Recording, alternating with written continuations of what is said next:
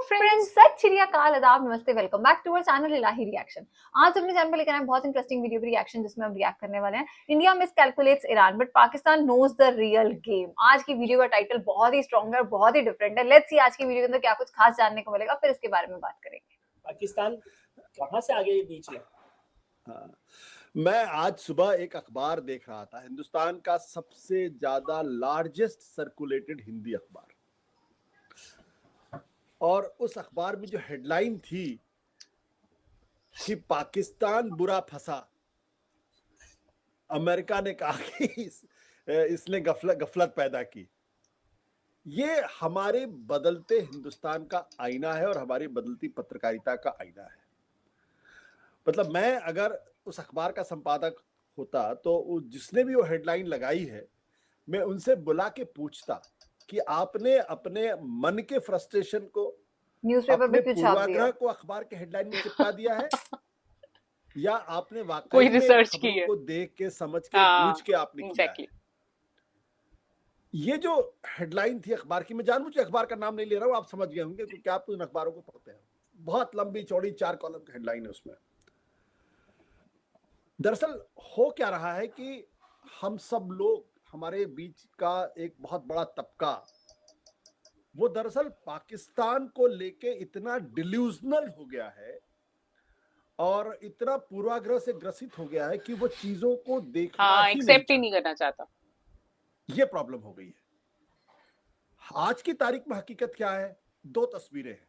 एक तस्वीर ये है जिसमें अंतर्राष्ट्रीय स्तर पर एक पिछले कई दशकों की सबसे बड़े संकट के बीच में पाकिस्तान शांति दूत की भूमिका निभाता हुआ दिखाई पड़ रहा है। एक तस्वीर वो है। दूसरे, पिछले 12 सालों से इस देश को लगातार ये समझाया गया कि इंडिया हैज अराइव्ड, ये न्यू इंडिया है, नया भारत है। और बिना इस नया भारत के ना तो यूक्रेन रूस के बीच में युद्ध हो सकता है, ना ही युद्ध विराम हो सकता है। दुनिया के हर संकट में भारत की भूमिका होती, ये हमको समझा दिया गया जी। और हमारे बीच में पढ़े लिखे लोगों ने इसको आत्मसात कर लिया।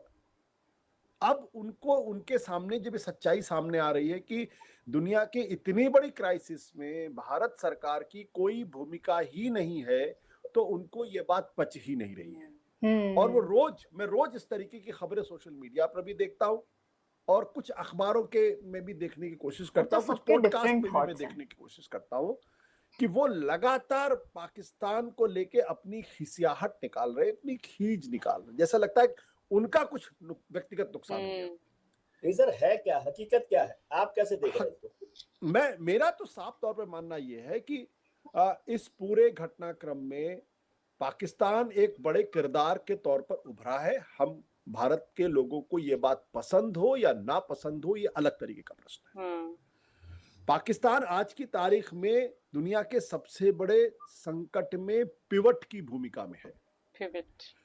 वो अकेला नहीं है, वो इसमें तुर्की है, ओमान है, कतर है, कुछ हद तक इसमें इजिप्ट है और पीछे से चाइना है।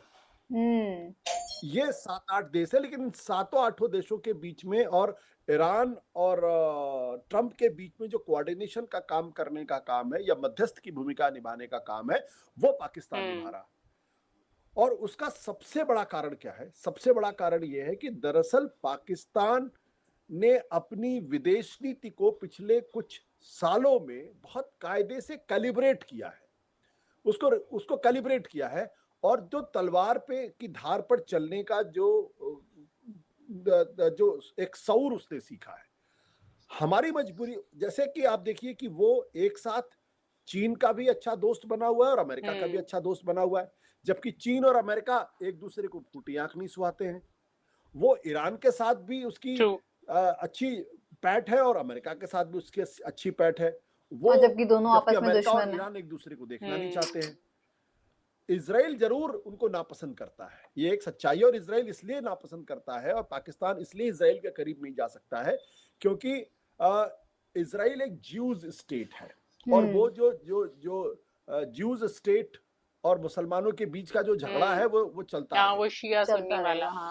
तो यहाँ पे क्या हुआ है कि पाकिस्तान आपको याद होगा कि जो उन्होंने फंडामेंटल क्या किया, जब अमेरिका ने ईरान के ऊपर हमला किया तो पाकिस्तान अमेरिका का बगल बच्चा होने के बावजूद भी, पिट्ठू होने के बावजूद भी उसने ईरान पर हमले की निंदा की, भारत ने निंदा नहीं की। ये एक जो बुनियादी फर्क है ये हमको समझना चाहिए, और यहीं से भारत की भूमिका इस संकट के अंदर बाहर हो जाती है। हम शायद इस मुगालते में थे कि इस युद्ध के दौरान अमेरिका और इजराइल विजयी होकर लौटे निकलेंगे और ईरान पूरी तरीके से पस्त हो जाएगा। हमारा ये कैलकुलेशन पूरी तरीके से बेकार साबित हुआ, और ये कैलकुलेशन बहुत सारे लोगों को था। ये कैलकुलेशन खुद नेतन्याहू को भी था, स्टार्टिंग में तो यही ऐसा ही लग रहा कैलकुलेशन था। खुद ट्रम्प को भी था। तो हो सकता है अमेरिकन और इजरायलीज ने भारत को यार अमेरिका की तो आई थिंक एक हमेशा से इमेज ही पावरफुल ही बनी रही है कि इतना और पावरफुल हम विजयी कंट्री है, होकर ये है, वो है। निकलेंगे, और आप अगर हमारे साथ रहेंगे तो हम फिर बल्ले बल्ले हैं। पाकिस्तान इस बारीकी को शायद हमसे बेहतर समझ रहा था, ये हमको समझना पड़ेगा। और उसका नतीजा ये हुआ कि ट्रंप, जिससे आसिम मुनीर की बहुत अच्छी जान पहचान है, और ईरान जो आसिम मुनीर का जो ईरान का जो रिवोल्यूशनरी गार्ड है उससे भी उनकी अच्छी रिवोल्यूशनरी गार्ड, तो अमेरिकन को लगा कि अगर ईरान के साथ अगर कोई आदमी मीडिएट कर सकता है या संदेशवाहक बन सकता है तो पाकिस्तान बन सकता है। तो जो अमेरिकन न्यूज़पेपर्स है, जो अमेरिकन मीडिया है, वो इस साफ तौर पे कहते हैं कि अंत में ट्रंप डेस्परेट हो गए थे, क्योंकि उनको लग रहा था कि युद्ध जितना ज्यादा लंबा खींचेगा उतना ही राजनीतिक तौर पर उनका और उनकी पार्टी का नुकसान होगा, इसलिए बेहतर इससे निकल जाया जाए। तो जो अमेरिकन न्यूज़पेपर्स कह रहे हैं कि उन्होंने, ट्रंप ने डेस्परेटली पाकिस्तान को संपर्क किया, पाकिस्तान उनको बोला के है कि माध्यम से ईरानियंस को समझाने की कोशिश की गई कि आप उनको समझाओ कि अभी आप हम युद्ध को खत्म करते हैं, किसी युद्ध विराम पर पहुंचते हैं।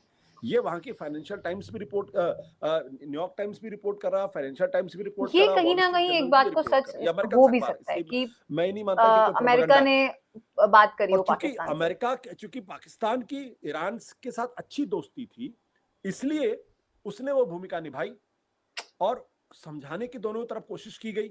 ईरान इस बात को लेके बहुत स्केप्टिकल था। अब बाद में चूंकि पाकिस्तान के चीन से भी बहुत अच्छे रिश्ते हैं, तो अब पाकिस्तान ने ये समझा कि ईरान और चीन आज की तारीख में बहुत अच्छे दोस्त हैं।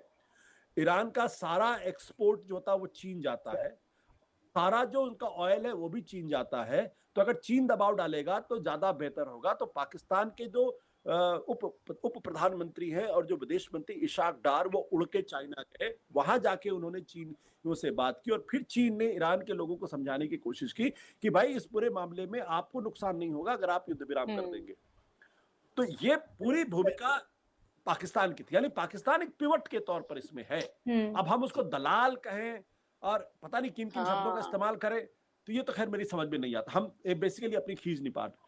तो हमारे लोगों को ये बात पसंद नहीं आ रही है कि पाकिस्तान मीडिएटर्स का काम वैसे भी दो पक्षों को बिठा के उनकी बात सुनने का होता है, ना कि वो अपना डिसीजन उसमें डालता है। और कुछ और लोगों ने भी कहा कि प्रधानमंत्री इसमें मध्यस्थ हो सकते। तो ये ट्रेन कहाँ पर मिस हुई है, मेरे को ये समझाइए कि नहीं, ट्रेन इसलिए मिस हुई है, इसके दो बड़े कारण हैं। पहला मिस ये हुआ है कि हमारी जो लोकल पॉलिटिक्स, हमारी जो विचारधारा, भारतीय जनता पार्टी की जो विचारधारा है, वो हमारी विदेश नीति को डिक्टेट करता है।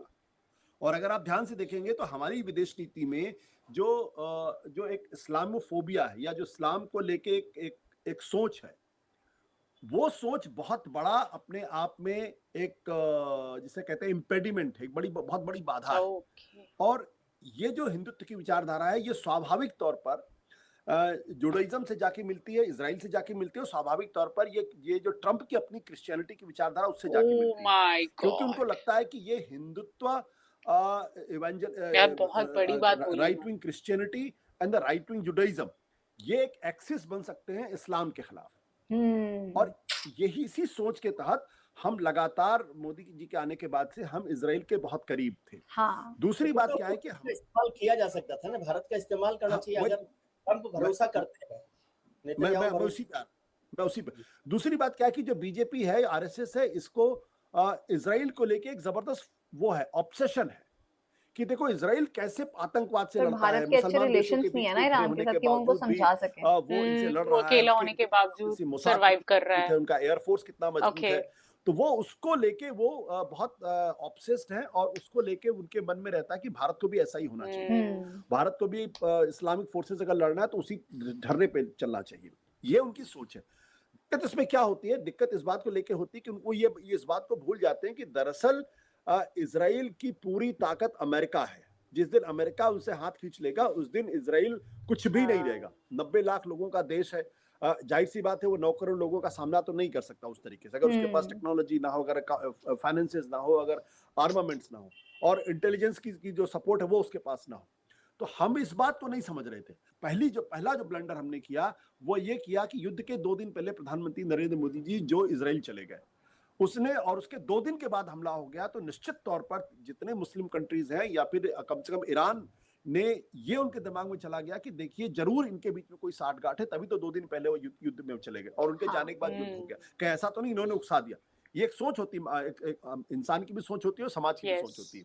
दूसरी बात, जब उनके सुप्रीम लीडर का कत्ल हुआ, कोई शोक ये तो संदेश नहीं बहुत दिया, हॉट टॉपिक बल्कि रहा है। मेरी जानकारी के हिसाब से ये है कि तमाम जो भारत के जो एम्बेसीज थे लोग इस बात भारत को भूल ही के नहीं पा विदेश रहे। मंत्रालय से पूछा कि क्या हमको शोक संवेदना प्रकट करनी है, उनके यहाँ जाके उनकी डायरी में लिखना है या नहीं लिखना है, तो यहाँ से साफ तौर पर मना हो गया। उसके बाद जब देश के अंदर बस यहाँ से ही दबाव आई बना, थिंक तब वो 6 दिन चीजें के बाद गलती होती हमारे चली गई। विदेश सचिव गए और जाके उन्होंने कहा, उसमें भी उन्होंने खामनेई साहब का नाम नहीं लिखा, डेमाइस शब्द का इस्तेमाल किया।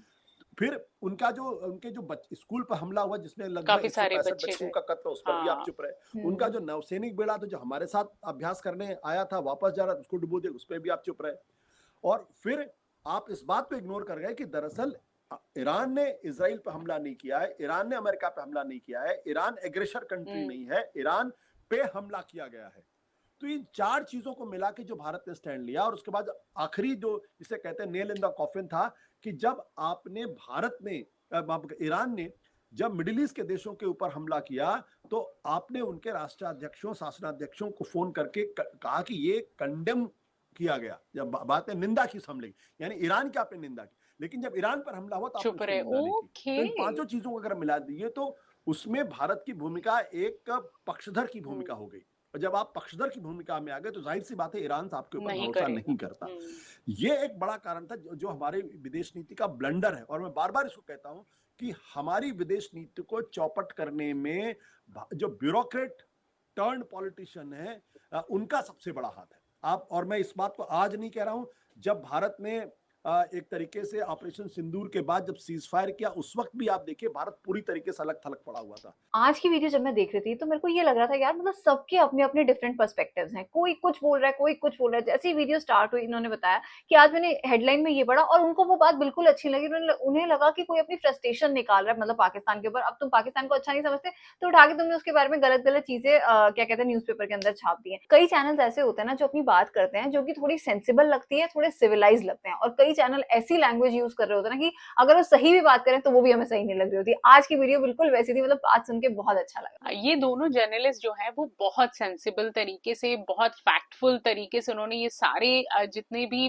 फैक्ट्स हमारे सामने रखे ना, वो आई थिंक कहीं ना कहीं हम उसके साथ अग्री कर रहे थे कि बहुत कुछ गलतियां इंडिया से हुई हैं, इंडियन गवर्नमेंट बहुत जगह पर फेल हुई है, और आई थिंक पता नहीं कितनी सारी वीडियो में हमने ये सब बातें सुनी भी हैं, और हम भी इस चीज को फील करते हैं कि जिस टाइम ईरान के ऊपर हमला हुआ, उनके मिनिस्टर्स को मारा गया और वो जो बच्चे स्कूल वाले मारे गए, उनकी शिप जब डूबी, तो आई थिंक इंडिया की तरफ से जवाब देना बनता था। वहां पर एक ट्वीट भी बनती थी लेकिन कुछ भी जवाब नहीं दिया गया, और जब ईरान ने हमला किया बाकी देशों के ऊपर तो ईरान के अगेंस्ट बातें जो हुई, तो आई थिंक वो नेल इन द कॉफिन वाली बात बिल्कुल सही है। वो भारत ने अपनी आई थिंक वहीं पर ही सारी रिस्पॉन्सिबिलिटी जो थी ना वो वहीं पे वो फेल हो चुकी थी। सो आई थिंक इस वीडियो के अंदर उन्होंने जो पॉइंट बोले वो काफी हद तक हम उससे अग्री कर रहे हैं। उम्मीद करते हैं आपको भी आज की वीडियो पसंद आई होगी। इस वीडियो के बारे में आप सबका क्या कहना है आप कमेंट सेक्शन में जरूर बताइएगा।